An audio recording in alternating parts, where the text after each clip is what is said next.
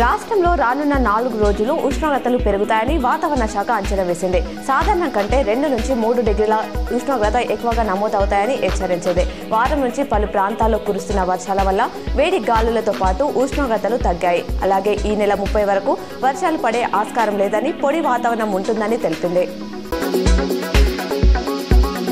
నగరంలో స్పెషల్ డ్రైవ్లో 271 హెల్మెట్ ధరించిన కాంటాక్ట్, నాన్ కాంటాక్ట్ కేసులు నమోదు చేసినట్లు ట్రాఫిక్ సిఐ ప్రసాద్ తెలిపారు. పలు ప్రాంతాల్లో ట్రాఫిక్ పోలీసులు హెల్మెట్లు ధరించని వాహనదారులపై స్పెషల్ డ్రైవ్ నిర్వహించి జరిమానాలు విధించారు. ద్విచక్ర వాహనదారులు హెల్మెట్ ధరించకపోవడం వల్లే రోడ్డు ప్రమాదాలు బారిన పడుతున్నారని తెలిపారు.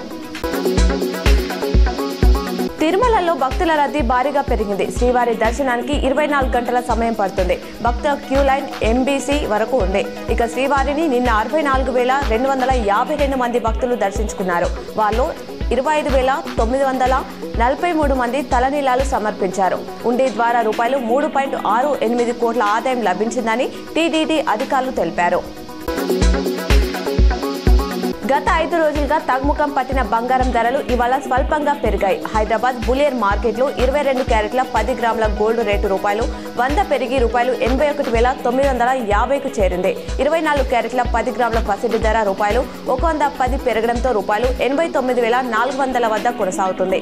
అటు వెండి ధర రూపాయలు 1000 పెరగడంతో కేజీ సిల్వర్ రేటు రూపాయలు 1,11,000గా ఉంది. రాష్ట్రంలో ఇంటర్మీడియట్ పరీక్షలు నిన్నటితో ముగిశాయి. ఇప్పటికే కొన్ని పేపర్ల వాల్యుయేషన్ ప్రారంభమైంది. అన్ని పేపర్లు మూల్యాంకనం చేసిన తర్వాత ఏప్రిల్ 4వ వారంలో ఫలితాలు విడుదల చేయాలని విద్యాశాఖ అధికారులు భావిస్తున్నారు. వచ్చే నెల 29న ఎబ్సెట్ ఉండడంతో దానికి 2-3 రోజుల ముందుగానే రిజల్ట్ రిలీజ్ చేయాలని యోచిస్తున్నారు. నిజామాబాద్ జిల్లాలో గరిష్ట ఉష్ణోగ్రతలు పెరుగుతున్నాయి. మంగళవారం మల్కాపూర్లో అత్యధికంగా 40.2 డిగ్రీల సెల్సియస్ ఉష్ణోగ్రత నమోదైంది.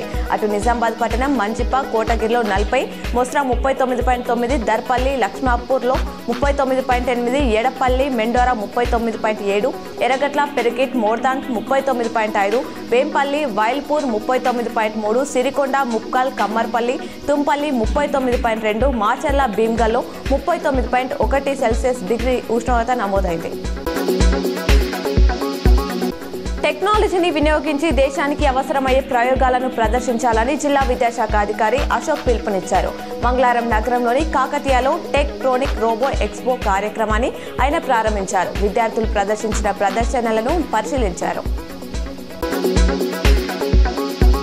ఈ కార్ రేస్ కు రూపాయలు 46 కోట్లు ఖర్చు చేస్తే రాదాంతం చేశారని, ఇప్పుడు రూపాయలు 54 కోట్లతో మిస్ వరల్డ్ పోటీలు ఎలా నిర్వహిస్తున్నారని కేటీఆర్ ప్రశ్నించారు. ఈ రేస్తో రూపాయలు 700 కోట్ల ఆదాయం వచ్చిందని, మిస్ వరల్డ్ పోటీలతో ఆదాయం ఎలా వస్తుందో చెప్పాలని మంత్రి జూపల్లిని నిలదీశారు. రాష్ట్రంలో 480 మంది రైతులు ఆత్మహత్యకు పాల్పడ్డారన్నారు.